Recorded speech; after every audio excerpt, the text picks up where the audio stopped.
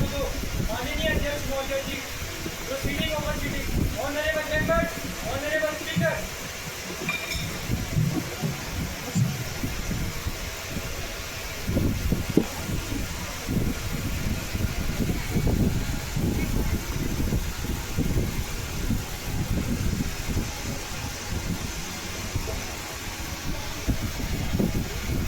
Welcome to the 36th session of Youth Parliament, and I hope this session will be fruitful.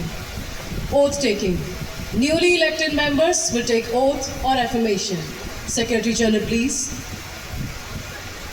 Mr. Mayank, who stands elected from the Guwahati constituency of Assam, will now take oath or affirmation.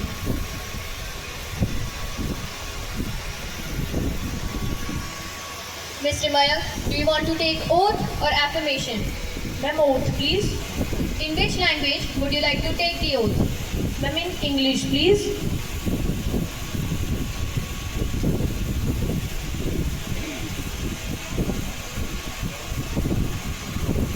I, Mayank, having been elected a member of Youth Parliament, do swear in the name of God, solemnly affirm that I will bear true faith and allegiance to the Constitution of India as by law established, that I will uphold the sovereignty and integrity of India, and that I will faithfully discharge the duty upon which I am about to enter.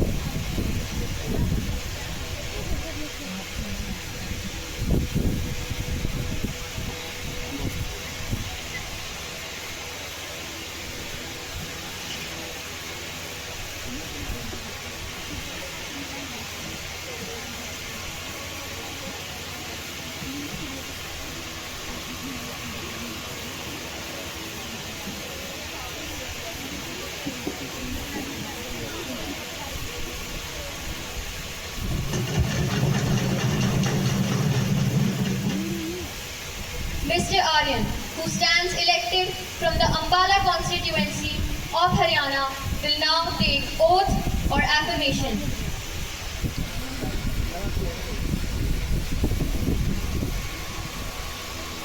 Mr. Aryan, do you want to take oath or affirmation?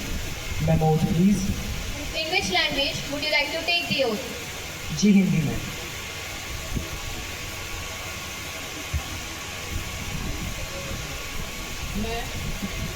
मैं आर्यन, जो युवा संसद की लोकसभा का सदस्य निर्वाचित हुआ हूँ, ईश्वर की शपथ लेता हूँ कि मैं विधि द्वारा स्थापित भारत के संविधान के प्रति निष्ठा रखूंगा, देश की प्रभुसत्ता और एकता को बनाए रखूंगा तथा जिस पद को मैं ग्रहण करने वाला हूँ उसके कर्तव्यों का सद्भावनापूर्वक निर्वहन करूंगा.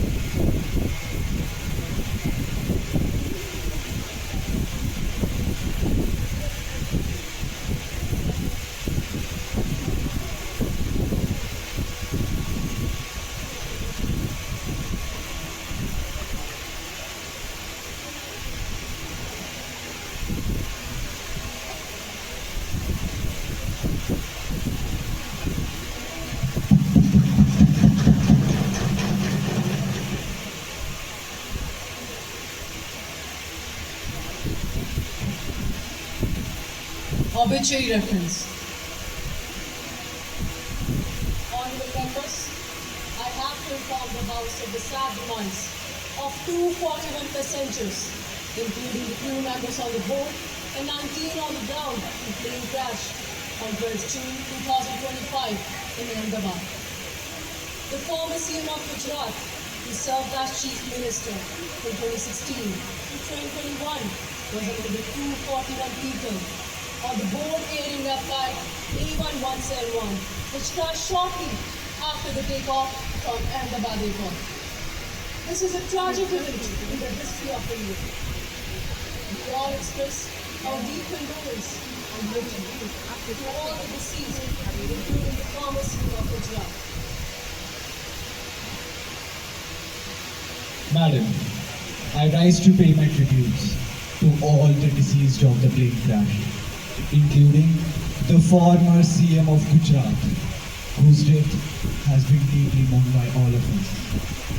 As far as former CM is concerned, we worked together, shoulder to shoulder, during some of the most challenging times.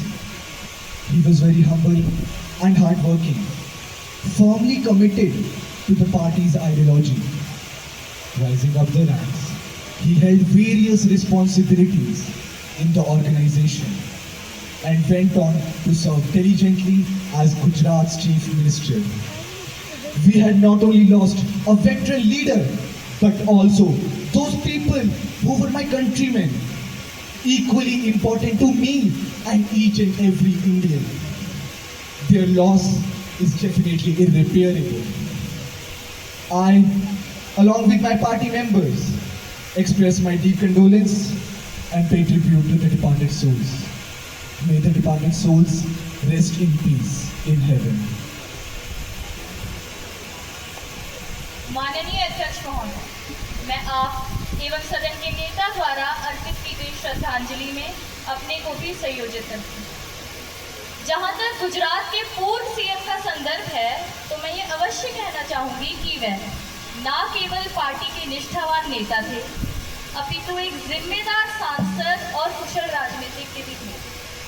उन्होंने कई ऐसे कदम उठाए जिससे गुजरात के विकास की गति बढ़ी, खासकर जीवन की सुगमता को बढ़ावा मिला। माननीय अध्यक्ष महोदय, उनके अतिरिक्त मैं और मेरे दल के सभी सदस्य इस दुर्घटना में मारे गए सभी दिवंगत व्यक्तियों के लिए ईश्वर से प्रार्थना करते हैं कि उन्हें शांति प्रदान करें और उनके शोक संतप्त परिवार को इस अपूर्ण स्थिति को सहने की शक्ति प्रदान करें। मैं अपनी संवेदनाएं प्रेषित करने में स्वयं को और अपने दल को संयोजित करती हूँ।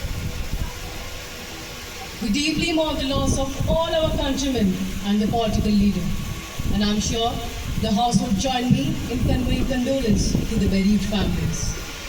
The House may now stand in silence for a short while as a mark of respect to the memory of departed souls.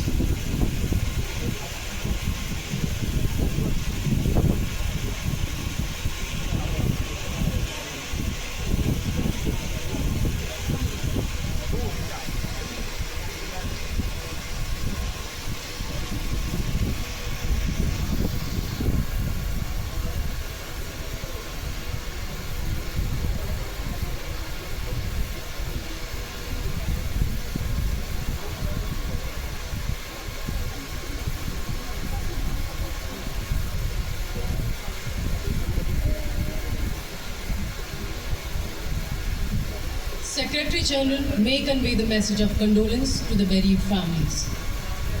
Yes, ma'am. Introduction of new ministers. Prime Minister to introduce new ministers. Honorable Speaker Madam, I have the pleasure in introducing to you and through you to the House my colleagues, the new ministers. Mr. Shaurya, Minister of Travel and Tourism.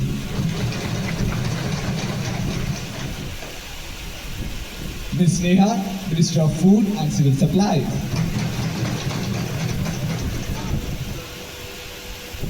Question hour. Now the question hour begins. Question number 301, Mr. Paranta, please. Honorable Speaker Madam, India's power consumption is rising at an alarming rate. 11% increase in just 1 year. Madam, 11% increase. Peak demand has already touched 224.18 gigawatts. Yet, the government still heavily depends on fossil fuels and gives half-hearted attention to renewable energy. While the people of the country are struggling with power shortages, climate change, and rising bills, the government keeps announcing policies, but where is the real action? Madam, we, the people of the country, want the real action of the problem. So I demand a clear and direct answer of my question from the Honorable Energy Minister. And my question is, what are the concrete provisions of the so-called Clean Energy Act 2024? And how exactly does this government act to reduce our dependence on fossil fuels and push renewable energy at ground level? Beyond development claims, the nation is watching, madam. We need action, not excuses. Thank you. Minister of Energy, Ms. Ishika, please.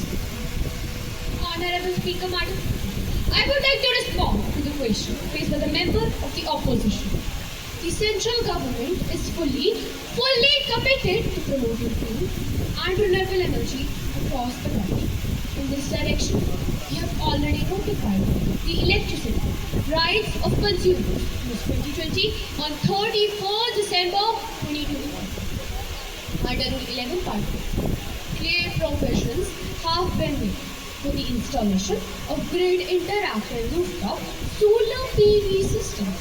These rules ensure net metering for systems up to 10 kilowatt and gross metering for systems above 10 kilowatt. Moreover, we have actively listened to feedbacks from various stakeholders, especially the MSME sector, regarding improvement to these rules. After careful examination, the government has decided to introduce amendments to make these policies even more efficient and accessible. Madam Speaker, these changes will be made in accordance with the proper legal procedures, ensuring transparency and ease for consumers. This shows that the government is not only implementing policies, but is also focusing on improving them for a better and greener future. Thank you. Is there any supplementary questions? Ms. Avantika, please. Yes, the Minister of Energy gave me a specific deadline by which India will reduce its fossil fuel dependence to below 50%. Or is this just another plan with no timeline? Madam Speaker, under the National Energy Transition Plan, our target is clear. By 2030, over 50% of India's total installed power capacity will come from renewable sources.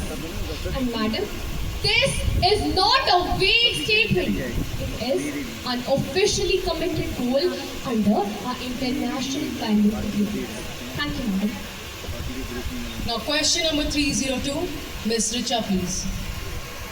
Honorable Speaker, Madam, I wish to ask Minister of Home Affairs whether the government believes that interfaith marriages are taking place due to forceful religious conversions. If yes, has the government gathered any concrete evidence to prove that interfaith marriages are linked to cases of forceful religious conversions? If yes, what are the details of such cases? Whether the government plans to introduce a central anti-conversion law to address such matters? If yes, by when does the government intends to propose such a law?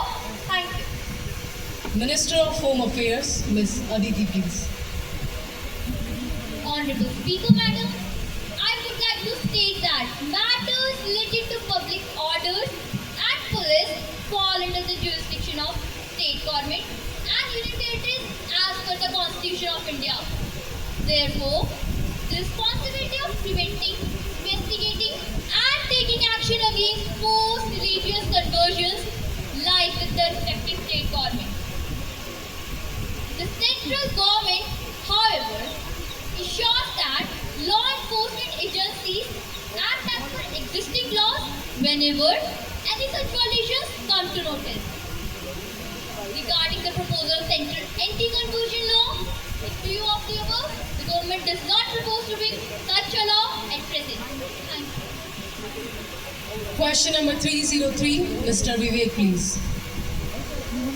Ram Ram माननीय अध्यक्ष महोदय, ये विदेश मंत्रियों बताने की कृपया करेगा कि ये भारत का दौरा है। सार्वजनिक डोमेन में आधिकारिक राष्ट्रीय विदेश नीति के दस्तावेज मिले हैं। जय हाँ, तो उनका ब्यौरा केस है।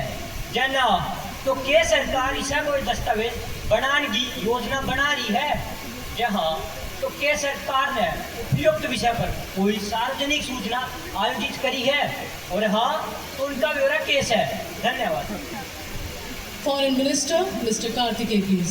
धन्यवाद महोदय। मैं इनके प्रश्नों का उत्तर देने से पहले भारतीय विदेश नीति पर एक विचार प्रस्तुत करना कि राष्ट्रों के बीच संबंध, कहते हैं कि राष्ट्रों के बीच संबंध नीति का यह आधार है जनता के हित में हो जो वही तो सच्चा सार है।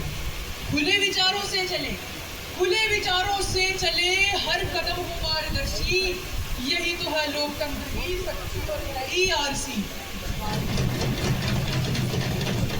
अब मैं उत्तर देता हूँ कि यद्यपि कोई भी एक व्यापक नीति दस्तावेज भारत की विदेश नीति के सिद्धांत लंबे समय से स्थापित और स्थायी है। मंत्रालय द्वारा अंतर्निहित सिद्धांतों और प्राथमिकताओं को संचार के विभिन्न माध्यमों के माध्यम से प्रसारित किया गया, जो कि सार्वजनिक डोमेन में उपलब्ध है। माननीय राष्ट्रपति, उपराष्ट्रपति, प्रधानमंत्री मंत्रालय में राज्य मंत्रियों द्वारा सार्वजनिक वक्तव्य, विदेश मंत्रालय के वरिष्ठ अधिकारियों के विचार, जो कि मंत्रालय की वेबसाइट का उपयोग भारतीय विदेश नीति को स्पष्ट करने के लिए भी किया जाता है। मंत्रालय की वार्षिक रिपोर्ट में राजनयिक क्षेत्र में अपनाई गई नीतियों और उनके कार्यान्वयन का व्यापक विवरण भी शामिल होता है। संसदीय प्रश्नों के उत्तर, संसदीय समितियों को प्रस्तुतियों और मंत्री स्तरीय वक्तव्यों में संसदीय लोकतंत्र के नियमों के अनुसार भारतीय विदेश नीति की रणनीति भी स्पष्ट की जाती है। अंत में बस यही कहूंगा, तूफानों में भी, गौर फरमाइएगा, तूफानों में भी कश्ती को बचाए रखना है, कूटनीति से हर मुश्किल को सुलझाए रखना है, कूटनीति से हर मुश्किल को सुलझाए रखना है। धन्यवाद। Question number 304, Miss Ishika, please. स्त्री, तेरी कहानी किसी ने नहीं सुनी, तेरी जुबानी। स्त्री, तेरी कहानी किसी ने नहीं सुनी, तेरी जुबानी। दर्द तो तुझे भी आया, दर्द तो तुझे भी आया, पर आया न कभी तेरी आंखों से पानी।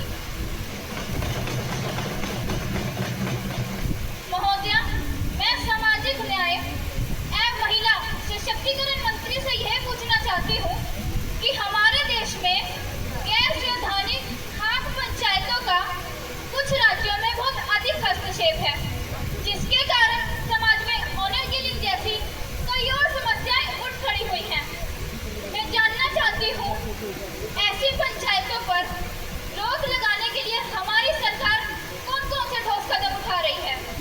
महोदया, कहने के लिए तो हमारे समाज में स्त्रियों को पुरुषों के समान अधिकार प्राप्त है, परंतु वास्तव में ये सिर्फ कहने के लिए ही है। वास्तविकता एकदम इसके विपरीत है, क्योंकि आज भी स्त्री समाज में स्वेच्छा से घूमना फिरना एवं स्वेच्छानुसार अपना जीवन साथी चुनने तक में स्वतंत्र नहीं है।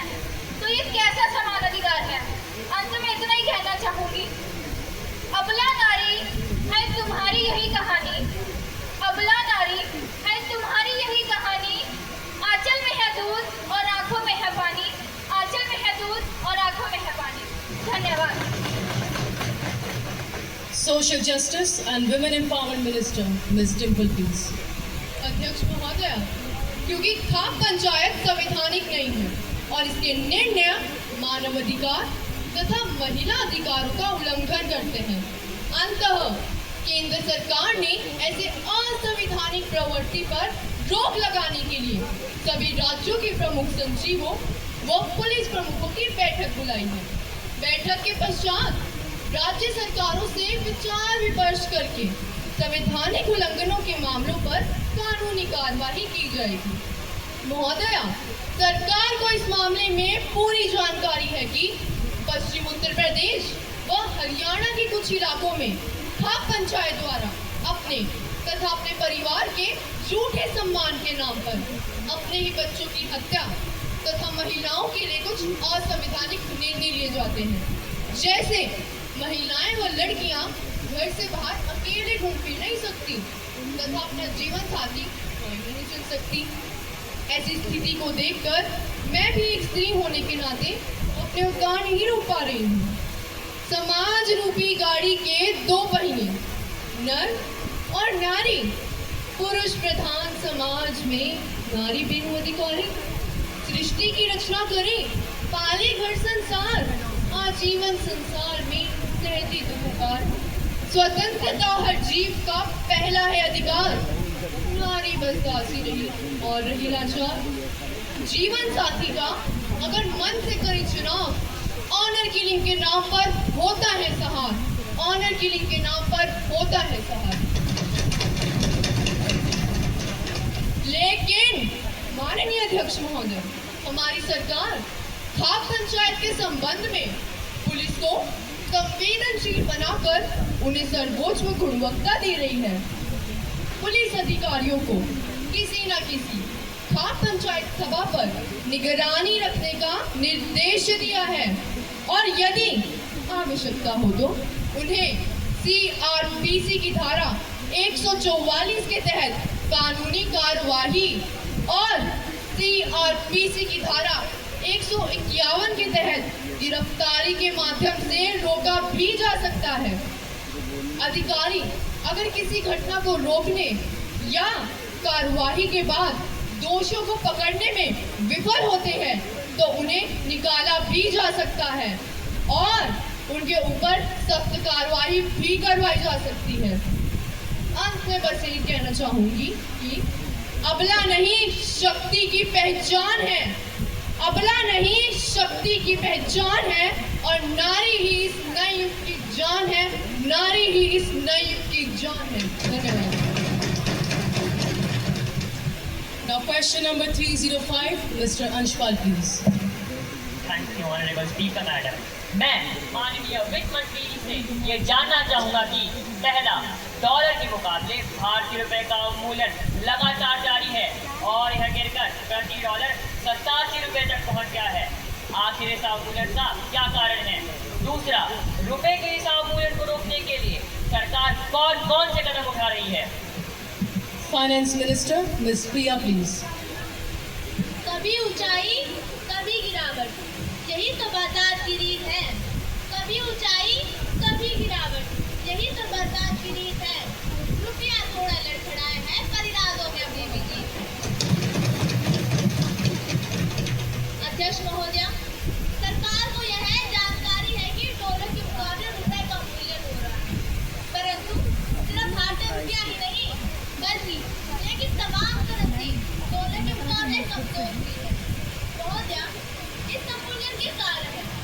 पहला, रूस यूक्रेन युद्ध के कारण कच्चे तेल की कीमतें बढ़ गई और दुनिया में अस्थिरता आई।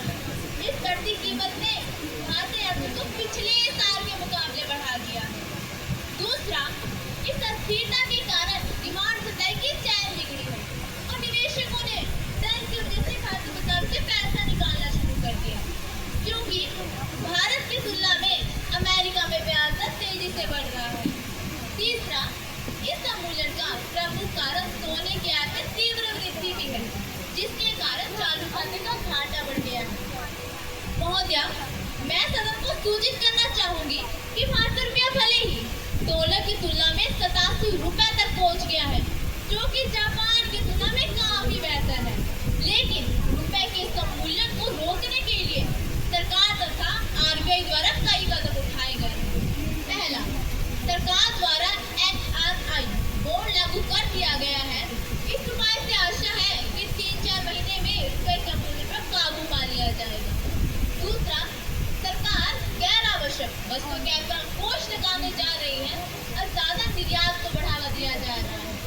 तीसरा, औद्योगिक क्षेत्र में विदेशी निवेशकों को आकर्षित करने के लिए कीमत परिवर्तन को और लचीला बनाया जा रहा है। अंततः हम सदन में भरोसा दिलाते हैं कि हमारे प्रयासों से भारतीय अर्थव्यवस्था जल्दी पर उठ जाएगी। इसी के साथ अंत में कहना चाहूंगी कि हर गिरावट की है एक नई उड़ान, हर गिरावट की है एक नई उड़ान। रुपया भी बोलेगा, अब है मेरी पहचान, अब है मेरी पहचान। Any supplementary questions? Ms. Herman, please. माननीय मंत्री जी, रुपया गिरने से महंगाई बढ़ी है, गैस सिलेंडर और तेल आसमान छू रहे हैं। क्या सरकार मानती है कि इस गिरावट का सीधा बोझ आम आदमी की जेब पर पड़ा है?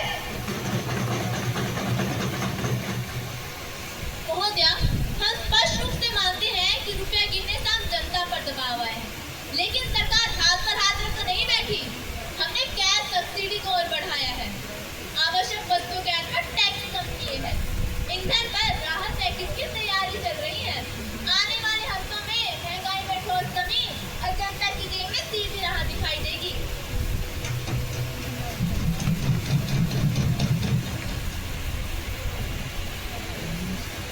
No more supplementary questions, please.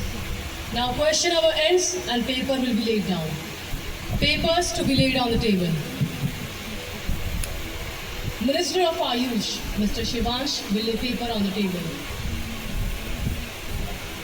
Honorable Speaker, Madam, I beg to lay on the table a copy of annual report, Hindi and English, of the working of the Central Council for the year 2024-25 along with the audited accounts. A copy of annual review, Hindi and English, by the government of the working of Central Council of Indian Medicine, New Delhi, for the year 2024-25 along with the audited accounts. Minister of EFCC, Ms. Asneha, will lay paper on the table. Honorable Speaker, Madam, I beg to lay on the table a copy of annual report, Hindi and English version of the working of Central Pollution Control Board, Delhi, for the year 2024-25, along with audited accounts.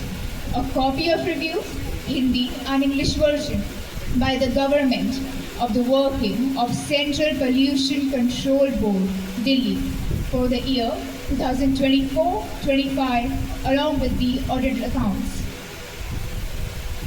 Breach of privilege. Yes, member. Madam, a serious breach of privilege has been committed by the Honorable Minister of Animal Husbandry, Dairy and Fisheries, who has talked about the policy statement related to the Department of Animal Husbandry, Dairy and Fisheries outside the Parliament when the House was in session. Mr. Harshit, have you given notice of it earlier? You may give due notice and I shall consider it. You cannot spring a surprise on me like this. I have already given the notice of it at 10 a.m. today. It will be examined when it comes to me. I shall consider it and let you know my decision.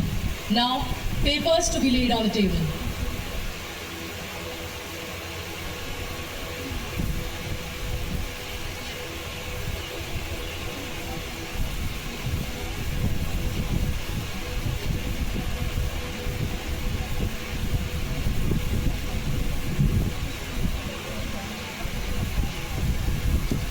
Matter raised under rule 377। जल संरक्षण आज के दृष्टिकोण में कितना जरूरी है? Yes miss Tanushka please. Rahiman पानी राखिए, बिन पानी सब सून, पानी गए न उभरे, मोती मानुष चून। माननीय अध्यक्ष महोदय, बोलने का अवसर देने के लिए धन्यवाद। जल संरक्षण आज के दृष्टिकोण में कितना जरूरी है, इसका अंदाजा इस बात से लगाया जा सकता है कि न केवल ग्रामीण बल्कि शहरी इलाकों में 2 करोड़ से भी ज्यादा लोगों को पेयजल से वंचित होना पड़ रहा है। विश्व की 18% जनसंख्या तथा 4% जल संकटों के साथ ये पूर्व निश्चित था कि भारत भी इस समस्या का सामना करेगा। दुर्भाग्यवश यह समस्या प्रकृति आधारित नहीं बल्कि मानव आधारित है। इन कारणों में संस्थानों का कुप्रबंधन, जल संरक्षण के लिए सरकारी नीतियों का अभाव, मानव निर्मित कचरा शामिल है। एक रिपोर्ट के अनुसार लगभग 76 मिलियन लोगों को शुद्ध पेयजल उपलब्ध नहीं है। वर्ष 2030 तक हमारी आवश्यकता 1500 बिलियन क्यूबिक मीटर हो जाएगी, जो बढ़ती जनसंख्या के लिए निश्चित रूप से अपर्याप्त होगी। निसंदेह भारत में औसत वार्षिक वर्षा 1170 मिलीमीटर है, किंतु उसे बचाने के लिए संस्थानों का अभाव, सरकारी नीतियों के लागू होने में देरी, बढ़ता जल प्रदूषण, बढ़ती जनसंख्या, लोगों में जल बचाने की संवेदनशीलता का अभाव ऐसे कारण है जो इस समस्या को निकट भविष्य में अधिक गंभीर बना देंगे। मैं जल संसाधन मंत्री से अनुरोध करती हूँ कि वे इस समस्या को गंभीरता से लें, नदी जल विवादों को जल्दी से जल्दी सुलझाएं, 6000 करोड़ रुपए वाली अटल भूजल योजना को आरंभ करें, हर शहर में water harvesting, industrial waste refiltration plant स्थापित किए जाएं। उत्तर भारत के जलाशयों एवं नदियों को साफ करने की प्रभावी नीतियां तुरंत क्रियान्वित करें, जिससे हम भारत को मानव निर्मित रेगिस्तान बनने से रोक सकें। धन्यवाद।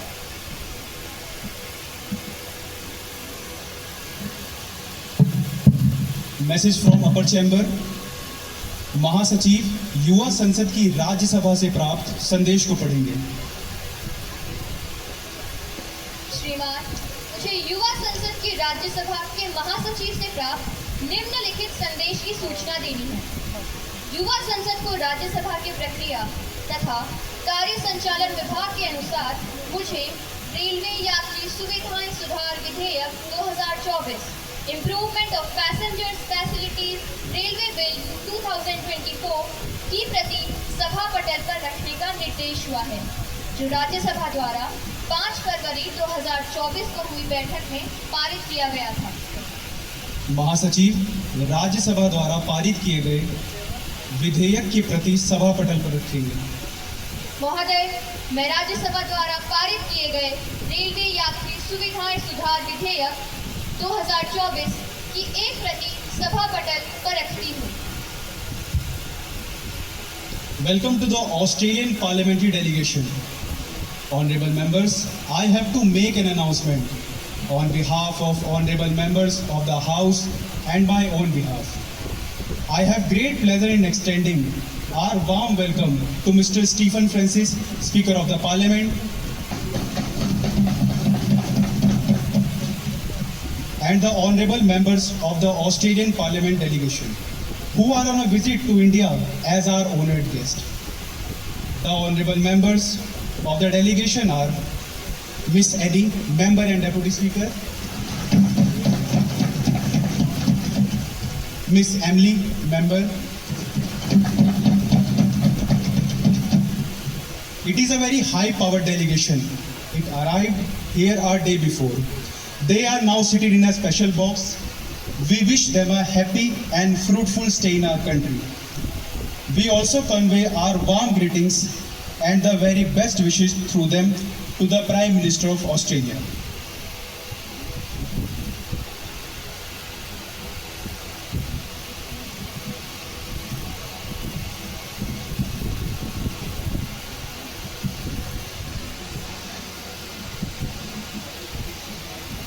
Calling attention motion. Now let us take up calling attention motion. Ms. Bharti, please call the attention of the ministers. माननीय अध्यक्ष महोदय, मैं सदन का ध्यान हाल ही में हुई राजेंद्र नगर की घटना की ओर दिलाना चाहती हूँ, जहां IAS की तैयारी कर रहे 3 छात्रों की महोदय 3 छात्रों की मौत हो जाती है। यह घटना बेसमेंट में अवैध रूप से चल रही लाइब्रेरी में घटित होती है। महोदय, मैं सरकार से जानना चाहती हूँ कि इन 3 निर्दोष छात्रों को न्याय दिलाने के लिए सरकार क्या कर रही है, और साथ ही में भविष्य में ऐसी घटना ना हो, इसे रोकने के लिए सरकार क्या कदम उठा रही है। Honorable members, be seated and maintain the decorum of the house. धन्यवाद महोदय। Miss Anokhi, please. माननीय अध्यक्ष महोदय, सदन में उपस्थित सभी माननीय सदस्य, हमें पता है कि हाल ही में हुई राजेंद्र नगर में दुखद घटना ने सभी को प्रभावित किया है। मैं भी सहमत हूँ, लेकिन ऐसा नहीं है कि हमारी सरकार ने इस मामले में कोई कदम नहीं उठाया। हमने इस मामले की जांच के लिए 5 सदस्यों की समिति को गठन किया है। इसमें सुप्रीम कोर्ट के रिटायर्ड जज और विपक्ष से भी एक सदस्य। माननीय महोदया, ऐसी समस्या भविष्य में ना हो, इसके लिए हमें समस्या की जड़ को ही खत्म करना होगा। आखिर ऐसी क्या वजह है देश में कोचिंग संस्थानों की भरमार है, चाहे वह पेपर लीक की समस्या हो या फिर राजेंद्र नगर जैसी घटना या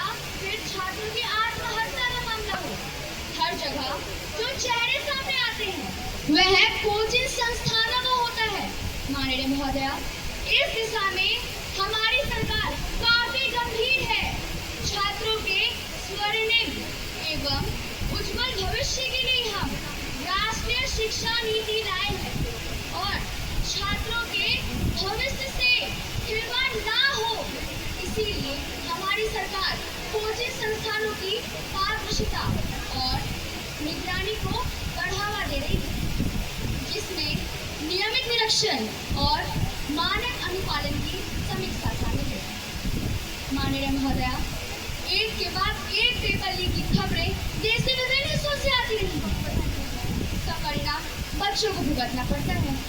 कुछ लोग पैसों की लालच में आकर बच्चों के भविष्य के साथ खिलवाड़ करते हैं, जो बच्चों और उनके माता पिता के लिए तनाव का कारण बन जाता है। ऐसे अपराधियों के लिए अभी तक सजा का कोई प्रावधान नहीं था। हमारे देश में छात्र छात्राएं हमारा साझा धरोहर है, उनका विकास और कल्याण हमारा साझा उद्देश्य है। धन्यवाद। Legislative business. Honorable Minister of Labour to introduce the bill. Honorable Speaker Madam, I beg to move for a leave to introduce a bill further to amend Employees Provident Fund and Miscellaneous Provision Act 1952 and Bharatiya Nyaya Sanhita BNS 2023. Thank you.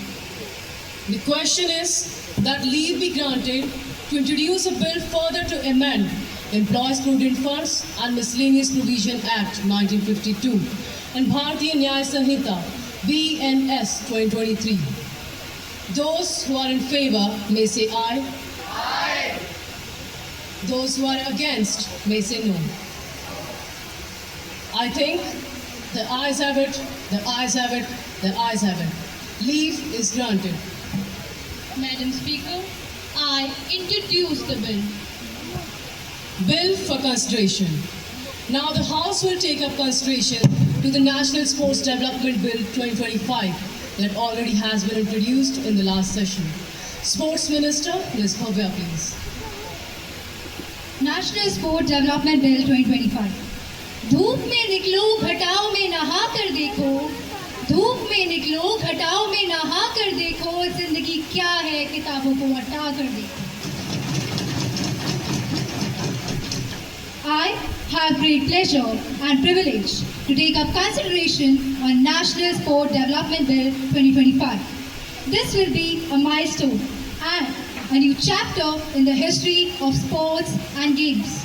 Very purpose of this bill is to provide for development of sports in India, coordination of national teams for participation in international events, fair and transparent functioning of autonomous sports bodies, and welfare measure for sports persons.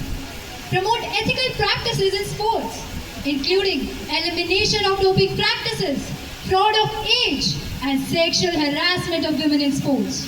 To constitute and establish a sport dispute settlement and appellate tribunal to hear appeals and educate disputes related to sports and matter connected therewith or incidental thereto. Madam, further bill will be conveyed by my fellow members.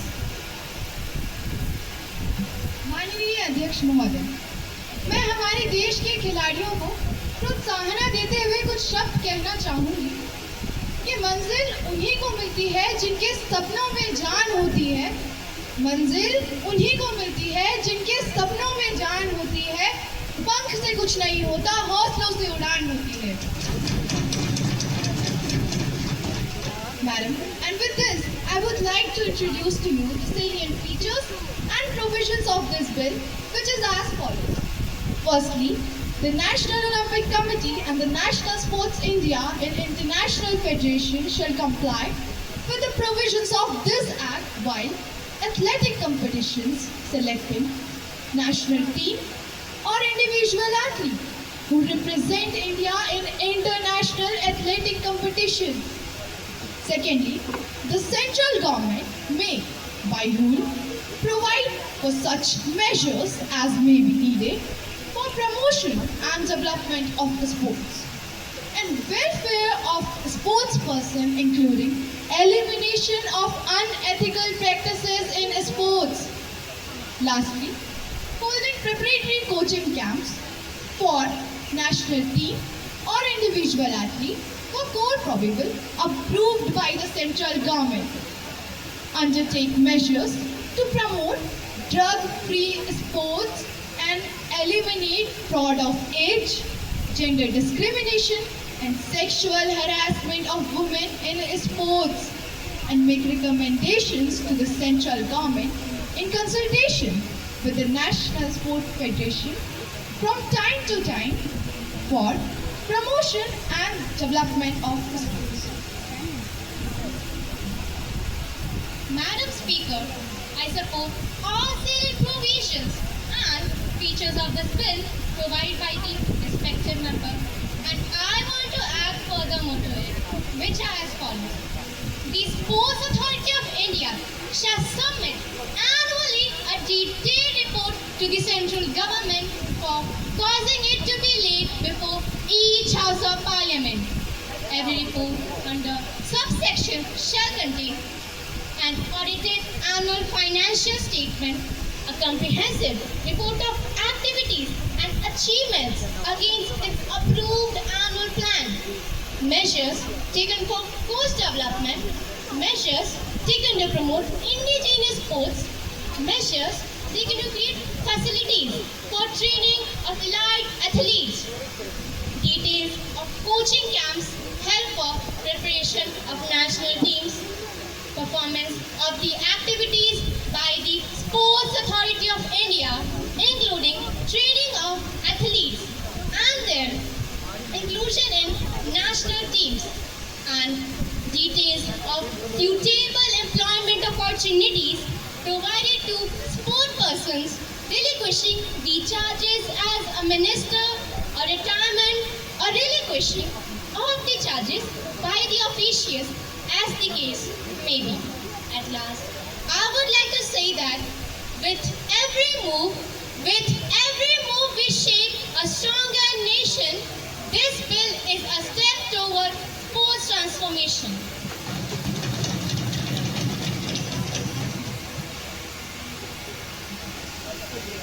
From doping labs to cigarette deals, these silent crimes became conceits. But truth will rise where laws are firm and justice takes a long bold turn. After the details of annual report, I would like to add further that elimination of unethical sports, including elimination of doping, fraud of age, and sexual harassment. The National Anti-Doping Agency shall function as the apex body to implement anti-doping measures in sports in India, and its code recommended from time to time shall be applicable to all sports communities. Provide that the International Federation is not subject to rules and codes of the World Anti-Doping Agency or part thereof, then the National Anti-Doping Agency shall not administer the rules and codes or part thereof as the case may be of WADA for that sport.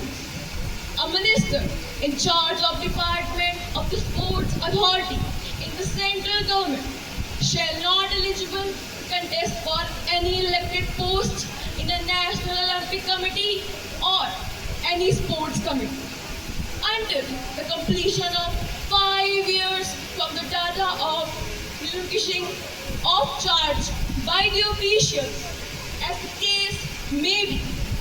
The central government shall by notification establish an affiliate sports tribunal to be known as the Sports Dispute Settlement and affiliate to settle any dispute among us of its barriers or members and the National Sports Federation.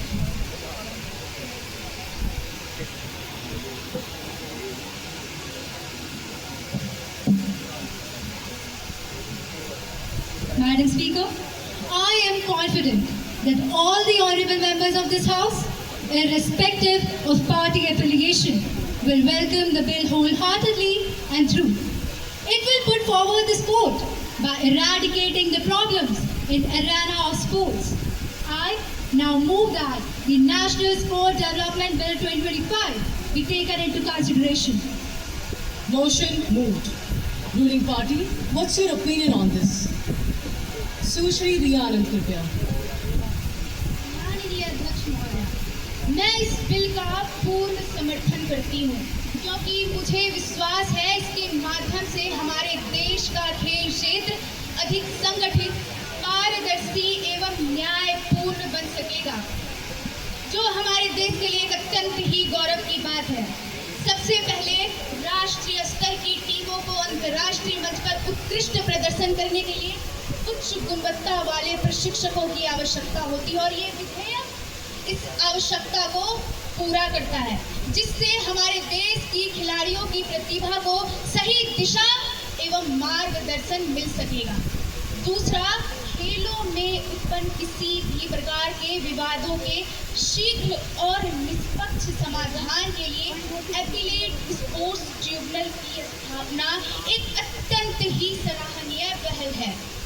यह न्यायिक निकाय कोचों, खिलाड़ियों एवं संगठनों के बीच उत्पन्न किसी भी प्रकार के मतभेद को समयबद्ध तरीके से सुलझा सकेगा। तीसरा, खेल संघों में हो रही पैसों की गड़बड़ियों पर रोक लगाने के लिए सरकार ने उनके बजट का अंकेक्षण अनिवार्य कर दिया गया है, जिससे खेलों में खर्चों पे होने वाली गड़बड़ियों पर रोक लगाया जा सकेगा, जो लंबे समय से चिंता का विषय भी रहा है महोदया जी। अंत में यह विधेयक खिलाड़ियों को ड्रग फ्री बनाए रखने के प्रयासों को सशक्त करता है एवं आयु या लिंग के आधार पर होने वाले किसी भी प्रकार के भेदभाव को समाप्त करने की ओर एक ठोस कदम लेता है। इस सभी कारणों से मैं इस विधेयक का पूरे जोर से समर्थन करती हूँ और आशा करती हूँ इसके माध्यम से हमारे देश का खेल क्षेत्र अधिक संगठित, पारदर्शी एवं समावेशी बन सकेगा। अंत में कहना चाहूंगी कि खेल हो ऐसा जहाँ ना हो कोई डर, खेल हो ऐसा जहाँ ना हो कोई डर, हर खिलाड़ी को मिले उसका हक और असर, ना हो कोई पक्षपात, ना हो कोई चाल, ना हो कोई पक्षपात, ना हो कोई चाल, सच और मेहनत से मिले हर खिताब और ताज, सच और मेहनत से मिले हर खिताब और ताज। धन्यवाद। Miss Komal Rathod, please. Every drop of sweat writes a story on the ground. Champions are made where no excuses are found. Madam Speaker, I strongly favor this bill for the development of sports activity in our country due to the reasons as follows. Firstly, since it has provision to promote the sportsman to win the medals in international games and in Olympics as well. This bill will help to control the use of unfair practices and drugs which is used by some sportsmen. This bill will help to eradicate the political influence over the games. Lastly, this bill plays an important role in the selection of players and release on the basis of their performances and hard work. So, I wholeheartedly favor this bill. विपक्ष दल से सुश्री अक्षता कृपया। सियासत के हाथों में जब खेल की दौड़ आई, गौर कीजिएगा, सियासत के हाथों में जब खेल की दौड़ आई तो मैदान से मेहनत और मन से सच्चाई। माफ कीजिएगा माननीय अध्यक्ष महोदय, पर मैं इस बिल का विरोध करती हूँ क्योंकि राष्ट्रीय स्तर पर परीक्षक तथा परीक्षक मिलने के बावजूद भी हमारे खिलाड़ी तथा एथलीट ओलंपिक में अपना अच्छा प्रदर्शन नहीं दे पा रहे हैं, तो क्या वे इस बिल के पास हो जाने से अपना अच्छा प्रदर्शन दे पाएंगे? यदि नहीं, तो इस बिल के पास हो जाने का कोई लाभ नहीं है। क्या इस बिल के पास हो जाने से आयु, लिंग के आधार पर जो भेदभाव होते हैं और महिला खिलाड़ी का शोषण होता है, क्या ये रुक पाएगा?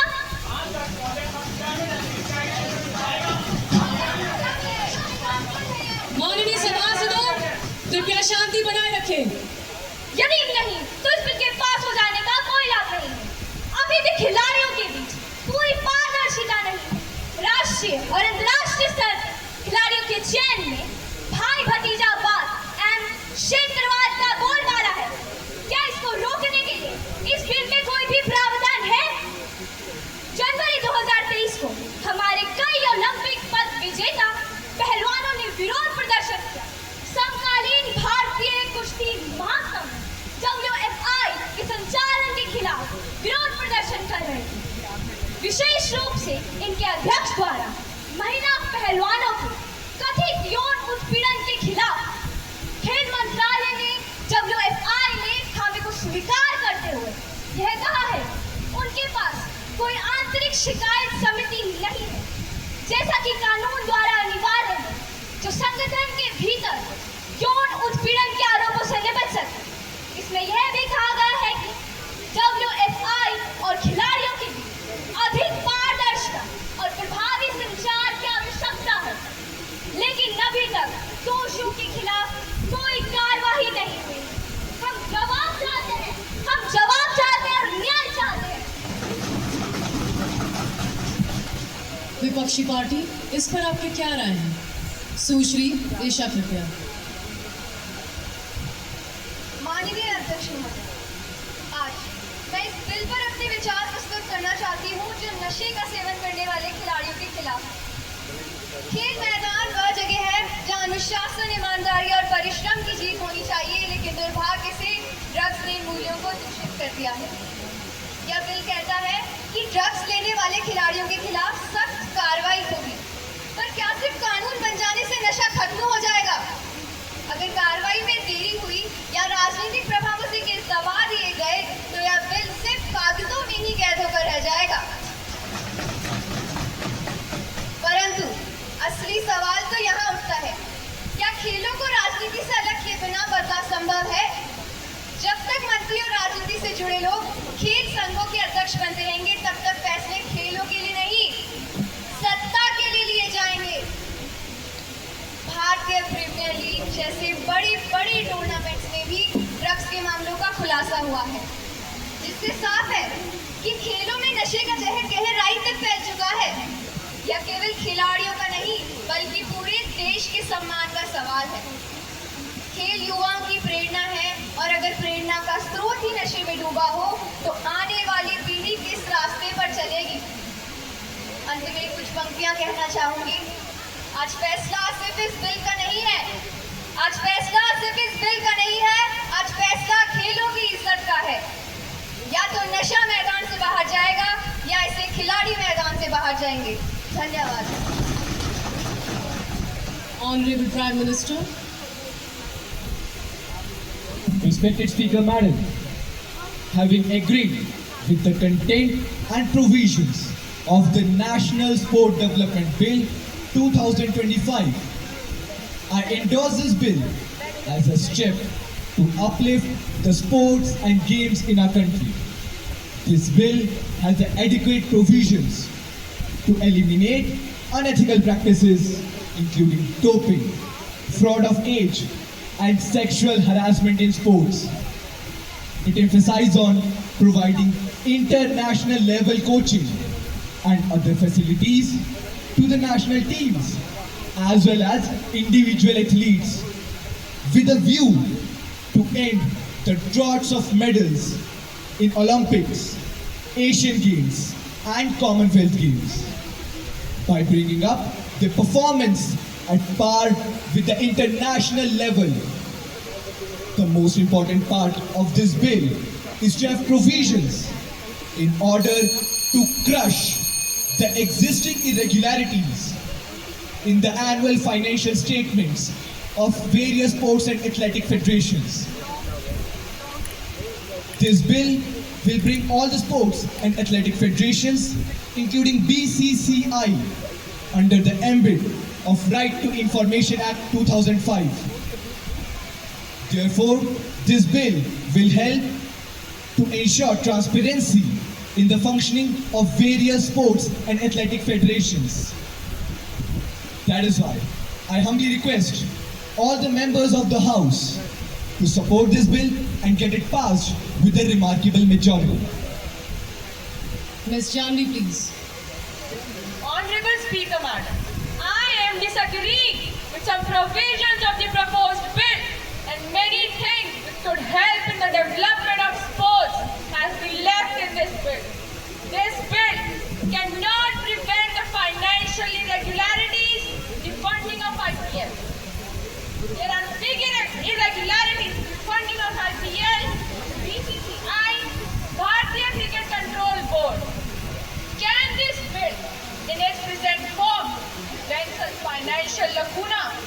माननीय अध्यक्ष महोदया, जहाँ खेल होना था वहाँ तो सौदे हो रहे हैं, जहाँ खेल होना था वहाँ तो सौदे हो रहे हैं, और जिनके हाथ में न्याय था वही गलत फैसले दे रहे हैं। कागजों में सुधार, हकीकत में बदहाल, और सत्ता के खेल में खिलाड़ी बेहाल। यही हमारे खेल जगत की सच्चाई है, और इसे बदलना अत्यावश्यक है। Presently, many politicians are holding the post of chairpersons of many sports federations. All these things cannot be considered as a good practice as far as the performance of the player and rules and regulation of the sports are concerned. Can this bill have enough provision to prevent such practice? That's why, once again, Madam, I express my unsatisfaction with this bill. Thank you. माननीय खेल व युवा मामलों के मंत्री जी, कृपया। माननीय अध्यक्ष महोदय, मैंने माननीय सदस्यों द्वारा इस बिल के संबंध में व्यक्त की गई आपत्तियों और संदेहों को ध्यानपूर्वक सुना था। मैं आपके माध्यम से सभी सम्माननीय सदस्यों को ये आश्वस्त करती हूँ कि यह बिल इन सभी आपत्तियों और संदेहों का निराकरण करेगा। जैसे कि इस बिल में वित्तीय अनियमितताओं को रोकने के लिए खेल संघों के बजट का अंकेक्षण करने सहित पर्याप्त प्रावधान है। यह बिल मंत्रियों को खेल संघों में पद धारण करने से रोकने के लिए कारगर होगा। यह बिल हमारे खिलाड़ियों के प्रदर्शन सुधारने, शक्तिवर्धक दवाओं के सेवन पर रोक सहित अन्य सभी मुद्दों पर हमारी अपेक्षाओं के अनुरूप खरा उतरेगा।